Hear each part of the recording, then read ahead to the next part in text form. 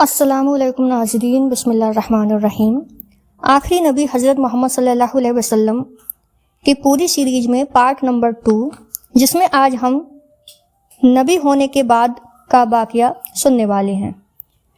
اس طرح آپ 3 سال خاص لوگوں کو سمجھاتے رہے۔ پہلے گھر والوں کو سمجھایا جن سے کچھ لگاؤ تھا، ان تک اللہ کا پیغام پہنچایا۔ جن کو دیکھا نیکی بھلائی کی کھوج میں ہیں ان کو منزل کا نشان بتایا۔ ان کوششوں سے تھوڑے سے لوگ مسلمان ہوئے جو پہاڑ کی کسی گھاٹی میں جمع ہوتے، نماز پڑھتے، اللہ کی عبادت کرتے، دین کی چرچا کرتے۔ کچھ دنوں کے بعد ارقم کے گھر جمع ہونے لگے، وہیں نماز پڑھتے، دین کی باتیں کرتے۔ یہ گھر صفا پہاڑ کی تلی میں تھا۔ آپ لوگوں کو سمجھاتے رہے، الگ الگ ایک سے ملتے، کہتے عبادت کے لائق صرف اللہ ہے، دل میں اس کو مانو، زبان سے اس کے مالک ہونے کا اقرار کرو۔ کافر ہر گھڑی اسی پھیر میں رہتے، مسلمانوں کو کیسے ستایا جائے، بہت ہی زیادہ دکھ دیتے، پھر بھی ان کا جی نہ بھرتا۔ لیکن دین دھیرے دھیرے پھیلتا رہا، کام آگے بڑھتا گیا اور مسلمانوں کی تعداد 40 ہو گئی۔ 40ویں حضرت عمر رضی اللہ عنہ تھے۔ اس وقت اللہ کا سندیش پہنچانا آسان نہیں تھا۔ مسلمان ہونا تمام لوگوں سے دشمنی مول لینا تھا۔ مکہ بت پوجنے والوں کا گڑھ تھا، کعبہ کے مزابروں اور مورتیوں کی حفاظت کرنے والوں کا مرکز تھا۔ سارا عرب ان کی عزت کرتا تھا، ان کو بہت مانتا تھا۔ پیارے رسول نے ان لوگوں سے بات چیت کی جن میں دھرم سے کچھ دلچسپی پائی، جنہیں دیکھا حق کی کھوج میں ہیں۔ عورتوں میں سب سے پہلی بی بی خدیجہ، مردوں میں حضرت ابو بکر، لڑکوں میں حضرت علی، غلاموں میں حضرت زید بن حارث رضی اللہ عنہ تھے، جنہوں نے اسلام کو قبول کیا اور مسلمان ہوئے۔ آپ اللہ کا دین اب تک ایک آدمی کے پاس الگ الگ پہنچاتے تھے۔ ایک دن آپ صفا پہاڑ پر چڑھ گئے، وہاں سے پکارا، اے غالب کی سنتان! لوگ دوڑ پڑے، پوچھا کیا ہے؟ آپ نے کہا، تم لوگ مجھے سچا سمجھتے ہو یا جھوٹا؟ سب نے ایک ساتھ جواب دیا، آپ سچے ہیں، امانت دار ہیں، ہم آپ کو صادق یعنی کہ ہمیشہ سچ بولنے والا اور امین یعنی کہ جو امانت میں خیانت نہ کرے کہتے ہیں۔ آپ نے دیکھا، دیکھو میں اونچائی پر ہوں، دوسری اور بھی دیکھتا ہوں، تم پہاڑ کی تلی میں ہو، تم کو دوسری اور کی خبر نہیں۔ اگر میں تم سب سے کہہ دوں کہ ایک فوج صفا پہاڑ کے پیچھے تمہاری طاق میں ہے تو تم یقین کرو گے؟ سب ایک ساتھ بولے، ہاں کیوں نہیں، ضرور، تم سچے ہو، تم کبھی جھوٹ نہیں بولے۔ آپ نے کہا، تو پھر میں ہی تم کو بتاتا ہوں کہ میں آنے والی بھاری عذاب سے ڈرو، مرنے کے بعد پوچھ تاچھ ہوگی، میں تمہیں دل پہنچا سکتا، مرنے کے بعد کوئی حصہ نہیں دلا سکتا، مرنے کے بعد اور اس زندگی میں چھٹکارے کی ایک راہ ہے، کہو اللہ ایک ہے، اس کا کوئی ساجھی نہیں، محمد صلی اللہ علیہ وسلم ان کے بندے اور رسول ہیں۔ یہ پکار تھی یا بجلی کی کڑک جس سے عرب کی ساری زمین ہل گئی۔ دشمن ابو لہب بڑا غصے سے جل بھن گیا، بولا، تم نے اس لیے ہم کو پکارا تھا؟ پھر آپ بازار میں حق کی طرف بلاتے تو وہ مکار پیچھے پیچھے چلتا، آپ پر پتھراؤ کرتا، اتنا پتھراؤ کہ آپ کی مبارک ایڑیاں گھائل ہو جاتی۔ مغیرہ کا بیٹا ولید قریش قبیلے کا ایک بڑا سردار تھا۔ ایک دن لوگ اس کو گھیرے بیٹھے تھے۔ اس نے کہا، بھائیو، حج کے دن آ رہے ہیں، عرب کے کونے کونے سے لوگ یہاں آئیں گے، محمد صلی اللہ علیہ وسلم کو تم جانتے ہی ہو، یہ ان میں جائیں گے اور اپنا دین پھیلائیں گے۔ کوئی ایک بات طے کر لو، ان کو جھٹلانے کے لیے سب مل کر وہی بات کہو، ایسا نہیں کہ کوئی کچھ کہے تو کوئی کچھ، اور ان کو جھوٹا ثابت کرنے کے بدلے تم خود جھوٹے بن جاؤ۔ لوگوں نے کہا، ولید تم ہی بتلاؤ۔ اس نے کہا، نہیں، یہ نہیں، پہلے تم لوگ کوئی بات طے کرو، میں سننے کے بعد کچھ رائے دوں گا۔ ایک نے کہا، ہم کہیں گے یہ کاہن ہے، جیسے پاکھنڈی لوگ ہوتے ہیں، لوگوں کی قسمت اناپ شناپ بتلاتے ہیں، پیسے لیتے ہیں۔ ولید نے کہا، یہ بات جمے گی نہیں، میں نے کاہنوں کو دیکھا ہے، وہ منمناتے ہیں، ان کے جملوں کا بہت سے مطلب دیتے ہیں، وہ ٹکڑے ٹکڑے کر کے بولتے ہیں، ان کی بات کا وہ ڈھنگ نہیں۔ دوسرا بولا، ہم کہیں گے کہ ان کا دماغ خراب ہے، توبہ توبہ، پاگل ہے، ان کی بات پر دھیان نہ دو۔ ولید نے کہا، ان کی باتوں کو دیوانوں کی بات ثابت کرنا کٹھن ہے، یہ بات بھی جھوٹی پڑ جائے گی۔ تیسرے نے کہا، اچھا تو ہم کہیں گے کہ یہ شاعر ہے، شاعروں کا کیا ٹھکانہ۔ ولید نے اس رائے کی بھی مخالفت کی۔ چوتھا بولا، اچھا تو ہم کہیں گے کہ یہ جادوگر ہے، ان کی بات میں نہ آؤ۔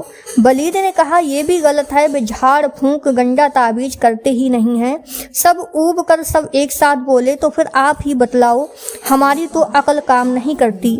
ولید نے کہا خدا کی قسم ان کے کلام میں انوکھی مٹھاس ہے، ان کا کلام ایسی بھاری بھرکم پیڑ کی طرح ہے جن کی جڑیں زمین میں دور دور تک پھیلی ہوں اور جس کی شاخائیں پھلدار ہوں، ان کے آگے تمہاری ایک نہ چلے گی۔ میری سمجھ میں تو آتا ہے کہ تم لوگ کہو یہ جادوگر ہیں، اپنی باتوں سے میاں بیوی میں پھوٹ ڈالتے ہیں، باپ بیٹے میں بیر پیدا کرتے ہیں، رشتہ دار خاندانیوں کو ایک دوسرے سے بچھڑا دیتے ہیں۔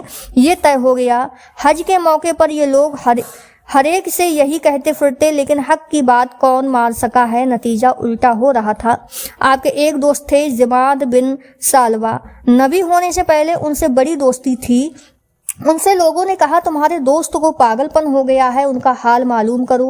وہ کچھ جھاڑ پھونک کرتے تھے، آپ کے پاس آئے، بولے تمہیں کیا ہو گیا ہے، کہو تو کچھ پھونک ڈال دوں۔ آپ نے جواب دیا ساری تعریف اللہ ہی کے لیے ہے، ہم اسی کا گن گاتے ہیں اور اسی سے مدد چاہتے ہیں۔ جس کو اللہ سیدھا راستہ دکھلا دے اسے کوئی گمراہ نہیں کر سکتا، اور وہ جسے گمراہ کر دے اسے کوئی سیدھا راستہ نہیں دکھلا سکتا۔ اور میں اس بات کا گواہ ہوں کہ ایک اللہ کے علاوہ کوئی الہ نہیں، اور میں اس بات کا بھی گواہ ہوں کہ محمد صلی اللہ علیہ وسلم اللہ کے بندے اور رسول ہیں۔ اس کے بعد آگے کچھ کہنے ہی والے تھے کہ ضماد نے کہا پھر پڑھیے۔ آپ نے 3 بار یہی لفظ دہرائے، وہ سنتے رہے، پھر بولے میں نے کاہنوں کو دیکھا ہے، پاگلوں تتھا کبیوں کو بھی پالا پڑا ہے، اس قسم کے لفظ کسی سے نہیں سنے۔ تم تو سمندر کی گہرائیوں تک پہنچ گئے، حقیقت کو پا چکے ہو، ہاتھ بڑھاؤ میں مسلمان ہوتا ہوں۔ آپ نے ہاتھ بڑھا دیا، ضماد مسلمان ہو گئے۔ اللہ کا دین دھیرے دھیرے پھیل رہا تھا، کافر پریشان تھے کہ کیا کریں، کیسے حق کی راہ کو روکیں۔ پیارے رسول اکیلے ہیں، تھوڑے سے ساتھی ہیں، ان کے پاس کوئی طاقت نہیں ہے، دیکھنے میں بے بس ہیں، مجبور ہیں، پھر بھی ان کی بات ہے کہ من میں سما جاتی ہے۔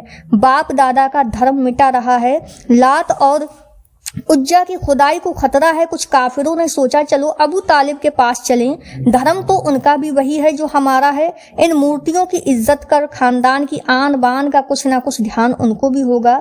پھر کیا تھا، ساتھ مل کر سبھی ابو طالب کے پاس آئے، بولے بھتیجے کو روکیے، سارے عرب کی عزت مٹی میں مل رہی ہے، ہمارے آپ کے دیوی دیوتا جھٹلائے جا رہے ہیں۔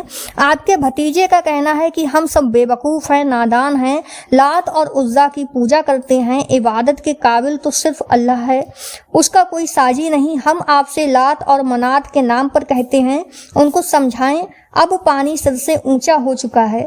ابو طالب نے کسی طرح ان سے پیچھا چھڑایا، بھتیجے سے کچھ نہ کہا۔ پیارے رسول اپنا کام کرتے رہے اور دین پھیلاتے رہے۔ دشمن ایک بار پھر سے آئے، بہت کہا سنا، اس بار دھمکی بھی دی، جان کا ڈر دلا دیا۔ ابو طالب سوچ میں پڑ گئے، اب کیا کریں۔ بھتیجے کو بلایا، پاس بٹھایا، پھر بولے بیٹا مجھ پر اتنا بوجھ نہ ڈالو کہ سہارنا مشکل ہو جائے۔ پیارے نبی سمجھے چچا ساتھ چھوڑ رہے ہیں، یہ کام تو اللہ کا تھا، اسی کے بھروسے ہو رہا تھا۔ بولے چچا جان یہ لوگ میرے ایک ہاتھ میں سورج اور دوسرے ہاتھ میں چاند لا کر رکھ دے تب بھی اس کام کو نہ چھوڑوں، یا تو اللہ اپنے دین کو غالب کرے گا یا میں اس راہ میں مر کھم جاؤں گا۔ یہ کہہ رہے تھے کہ آپ کی آنکھوں میں آنسو آ گئے، پھر اٹھے اور باہر جانے لگے۔ چچا نے روکا، واپس بلایا اور کہا بھتیجے جاؤ اپنا کام جاری رکھو، ابو طالب تمہیں ان ظالموں کے چنگل میں نہیں دے گا۔ بڑے چکر میں تھے، دیکھ ریکھ کی لاج، انسانیت کی مانگ، اور پیارے نبی کی زندگی کا ہر ایک حصہ ان کے سامنے تھا جو جادو کی طرح دل و دماغ پر چھا گیا تھا۔ یہ لوگ پھر آئے، اس بار اپنے ساتھ ولید کے بیٹے امارہ کو بھی لیتے آئے اور ابو طالب سے کہا دیکھیے یہ امارہ ہے، ولید کا بیٹا، سندر نوجوان، آپ کو اس کو اپنا بیٹا بنا لیجئے اور اپنے بھتیجے کو ہمارے سپرد کر دیں۔